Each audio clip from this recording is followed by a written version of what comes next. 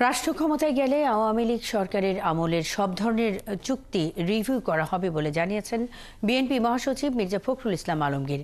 নানা আলোচনায় আওয়ামী লীগের চুরি ডাকাতির সব খরচ নিচে পড়ে যাচ্ছে বলেও মন্তব্য করেন তিনি। বৃহস্পতিবার গুলশান কার্যালয়ে এক সংবাদ সম্মেলনে এসব কথা বলেন তিনি। এ সময় বিএনপির স্থায়ী কমিটির সদস্য ইকবাল হাসান মাহমুদ চুকু নতুন কোম্পানি গঠন, দুর্নীতিতে নতুন অধ্যায় শুরু করেছিল আওয়ামী লীগ।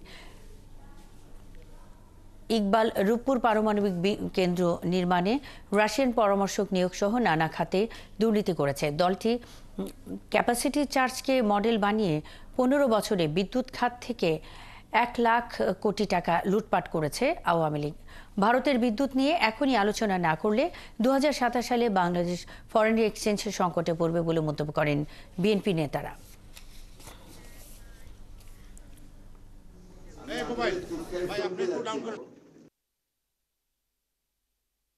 রাজনৈতিক তর্ক বিতর্কে আপনার আওয়ামী লীগের যে দুর্বৃত্তায়ন, তাদের যে চুরি, তাদের যে আপনার লুটপাট, এটা কিন্তু আপনার নিচে পড়ে যাচ্ছে এবং আমি যে ধ্বংস করে দিয়েছে দেশটাকে, এটা যে আমি আমার যে ভাষায় বলতে যে পোকলা করে দিয়েছে, এটা কিন্তু মানুষ আস্তে আস্তে ভুলে যাবে।